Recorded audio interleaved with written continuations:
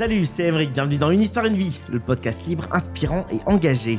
Tous les 15 jours, vous nous trouvez pour des témoignages de vie hors normes et des débats percutants sur les grandes questions de société. Chaque année, près de 700 000 enfants en France sont victimes de harcèlement scolaire, subissant moqueries, insultes, isolement, mais aussi des violences physiques. Ophénia a été l'une de ces adolescentes. Elle a traversé cette période difficile, marquée par des brimades répétées et des agressions qui ont laissé des traces invisibles et profondes.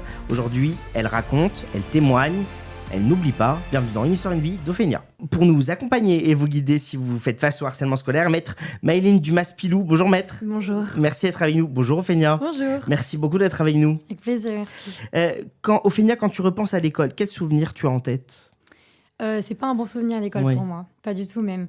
Toute ma primaire, je me suis fait harceler, frapper, j'ai fini à l'hôpital. T'as fini à l'hôpital ? Oui, j'ai fini à l'hôpital, on mettait de l'eau dans ma colle, non, de la colle dans mon eau, on me poussait dans les couloirs. Au début, c'était des petites choses, c'était vraiment... je comprenais pas vraiment que c'était du harcèlement en fait. Je me disais juste, on m'embête, mais c'est vrai que je pense que à ce moment-là, à cette époque-là, on n'avait pas encore toute cette prévention contre le harcèlement. Et je pense qu'aujourd'hui, d'ailleurs, c'est bien qu'on en parle de plus en plus pour les enfants, tout ça. Et tu contribues à ça, on va en parler, mais tu contribues à ça, bien évidemment. On t'insultait régulièrement, on te rabaissait ? Oui, beaucoup. On te disait quoi ?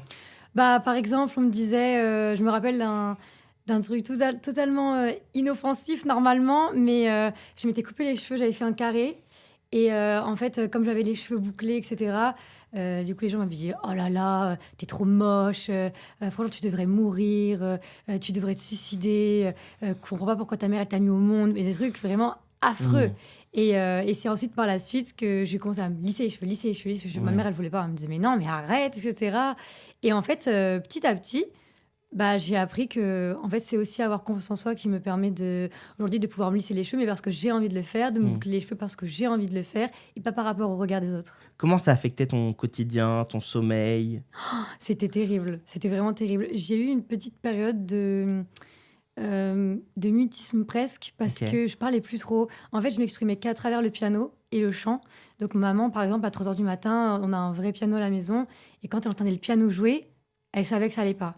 Et en fait, elle écoutait la mélodie. C'était une mélodie plutôt joyeuse. Elle me disait, bon, ça va, l'extériorise. C'était une mélodie triste. C'était terrible. Et du coup, elle est restée derrière la porte. Elle avait interdiction de rentrer. C'est-à-dire qu'elle savait que c'était ma bulle et c'était mon moyen à moi de m'exprimer. Ça a duré combien de temps, ton harcèlement ? Ça a duré très longtemps. Ça a duré très longtemps parce que il y a des professeurs qui participaient, notamment parce qu'il y avait la petite fille, c'était la petite fille d'une maman qui était copine avec la directrice, etc. Donc, ils n'agissaient pas. Apparemment, j'ai vu une psychologue scolaire aussi quand j'étais très très jeune, mais je ne me rappelle pas. C'est ma mère qui a gardé une feuille et la psychologue, en gros, expliquait que j'avais pas du tout de problème, au contraire, et qu'il fallait vraiment me changer d'école parce que c'est pas la première fois qu'elle voyait des cas de harcèlement dans cette école-là. Il y a un moment où tu as pensé à abandonner l'école ? Je pense que j'étais vachement petite, je prenais pas vraiment conscience, je dirais pas ça, mais je dirais que j'avais plus envie d'y aller. Ça, c'est sûr, je voulais plus y aller, je faisais des crises d'angoisse, je pleurais beaucoup. Ça allait pas du tout. Ça a continué au collège, au lycée ? Ça a continué au collège. Ça a continué au collège. Et ensuite, j'avais peur de me faire des amis. Parce que du coup, pour moi, les autres, c'était un danger. Je voyais les autres comme un danger. Et je me disais, si j'approche cette personne et que je la trouve gentille, que je m'attache, ça veut dire que je donne une partie de moi. Mais du coup, c'est aussi un danger de donner une partie de moi parce que je peux souffrir. Ce qui fait que du coup, en fait, moi-même, je m'éloignais des autres. Ouais. Maître, quand un jeune subit du harcèlement, quelles sont les premières démarches à faire légalement ? Alors, la première chose, de manière générale, c'est le dépôt de plainte, on y pense. Ce qui permet d'alerter les autorités et d'enclencher ou non les poursuites en fonction de ce que va décider le parquet. Oui. Et ça, c'est une décision qu'il va prendre en fonction des éléments qu'ils ont, c'est-à-dire les éléments de preuve. Donc, je dirais que du côté de l'enfant victime et des parents de l'enfant victime, c'est se constituer des preuves en vue d'un dépôt de plainte. Tout type de preuve, à commencer par une lettre envers l'établissement pour alerter la situation et ensuite conserver tous les échanges au plus. Parfois, c'est sur le téléphone, etc. Donc, garder tous les éléments qui pourront être nécessaires. C'est quoi les preuves qu'il faut garder ? Alors, s'il y a des écrits, c'est déjà le premier élément qui peut être un élément de preuve, c'est l'écrit. Donc, le courrier à l'établissement Aussi, les messages qu'on peut recevoir, l'enfant victime peut recevoir des messages sur son téléphone. Tout ce qui est sur les réseaux sociaux également peut être capturé en photo et est constitutif d'une preuve. Donc on a les preuves écrites à l'oral, si l'enfant veut enregistrer, parce que parfois ils ont leur téléphone avec eux, même à l'école ou en dehors de l'école. Un enregistrement est aussi valable. Finalement, en fait, en droit pénal, la preuve est libre. Donc tout élément en fait, qui peut être apporté pour démontrer ce qui se passe est constitutif d'une preuve. Tu as pensé à déposer plainte ? Je n'ai jamais déposé plainte parce que j'étais pas au courant. Je pense quand j'étais petite que je pouvais déposer plainte. Puis j'avais très très peur aussi. Pour moi, c'était un peu une honte. J'avais peur qu'on ne me croie pas. J'avais peur qu'on me voie trop comme une victime et qu'on me dise ah, tu fais la victime, ce genre de choses. Et c'est vrai que c'était très dur. J'avais déjà pas d'amis. En plus, il faut que j'aille porter plainte. J'étais pas c'était dans un ce fardeau stress-là. supplémentaire. Oui, c'était un fardeau, j'avais peur. Tu le disais tout à l'heure que les professeurs participaient au harcèlement. Oui. Alors, maître, que faire du coup si l'école ou les enseignants ne réagissent pas ? Alors, l'école et l'établissement et les membres de l'établissement ont une obligation de protection et de prévention. Dans les deux cas, il faut donc les alerter de la situation parce qu'ils doivent réagir lorsqu'ils en sont informés. Mais ensuite, il y a aussi au niveau de l'académie, désormais, on a des référents qui sont mis en place où ils peuvent en fait alerter le référent de leur académie qui va lui prendre des mesures à son échelle et aussi au niveau de l'école. Et ensuite, eux, ils vont donc réagir, essayer de voir ce qui se passe, faire une enquête en interne et prendre ou non les mesures adéquates. Est-ce qu'il y a un moment où tu as compris que tu étais harcelée, tu as eu le déclic pour dire je suis une victime ? J'ai eu 2 déclics. Le premier déclic, c'était dans une pièce de théâtre. C'était terrible. En fait, j'ai toujours aimé le théâtre. J'en ai fait pendant longtemps, pendant des années. Et au moment où j'ai postulé en fait, pour avoir le rôle principal, ils l'ont donné à la petite fille de la directrice, tout ça. Et moi, ils m'ont donné le rôle d'un phoque. Donc en fait, je ne parlais pas, juste je devais faire ça sur scène. Et là, j'ai compris qu'en fait, on se foutait de moi complètement. J'étais la seule à avoir eu ce rôle. Personne ne jouait un animal. Et je l'ai très, très mal pris.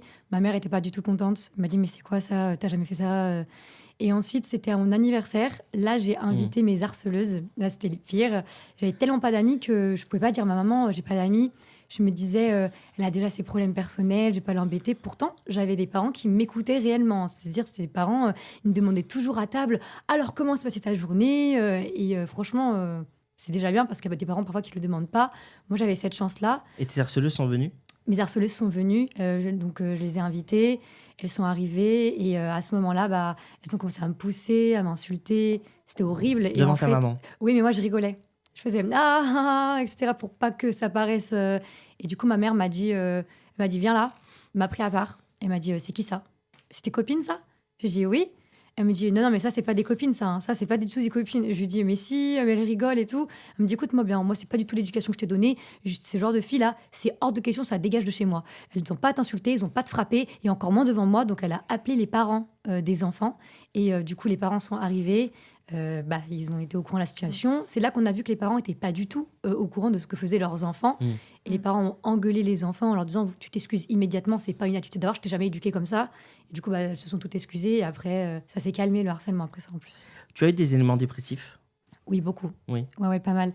J'ai eu pas mal d'éléments dépressifs, notamment quand j'ai commencé à ne plus parler, à me renfermer.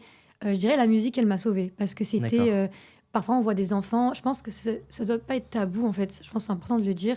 Il y a des enfants qui trouvent pas leur passion, du coup, qui vont se mutiler, ou alors parce qu'ils ont l'impression de ne pas se sentir vivre, ils ont besoin de ce truc-là pour se sentir vivant. Ils vont se mutiler, ils vont faire d'autres choses qu'il ne faut pas faire. Et moi, j'avais cette chance d'avoir un piano, et du coup, de tout mettre dans ça. Et ça, vraiment, je pense que ça m'a sauvé, ça m'a évité de faire une bêtise. Ouais. Maître, depuis janvier 2023, l'affaire Lucas bouleverse la France. Pour rappel, Lucas, c'est un collégien de 13 ans dans les Vosges, qui est à Golblay.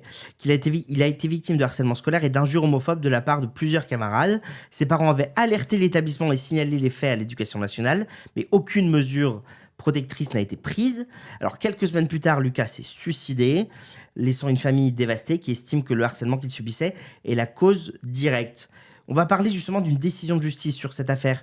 Après un premier jugement puis un second en appel, la Cour d'appel de Nancy a relaxé les 4 adolescents, estimant que les injures qu'il avait subies n'ont pas dégradé ses conditions de vie. on peut s'interroger sur cette décision quand même. Je comprends vos interrogations. Et effectivement, la décision de la Cour d'appel de Nancy, elle vient expliquer que le lien de causalité ne pouvait pas être établi entre à la fois les mots, les injures à caractère homophobe qui ont été prononcés n'étaient pas en fait en lien direct ou indirect avec le suicide du jeune garçon. Et en fait, c'est là où il y a toute la question de la preuve qui revient. C'est très délicat en fait parfois de démontrer que c'est ce mot-là qui a amené cette conséquence, ce geste de la part du garçon. Et donc, alors que la décision reconnaît quand même qu'il a vraiment subi des attaques homophobes. Tout à fait. Et c'est pour ça que un pourvoi en cassation a été fait et par la partie civile et aussi le procureur, il me semble, dans ce dossier. Et la Cour de cassation a décidé de casser cette décision et de le renvoyer devant la Cour d'appel de Paris.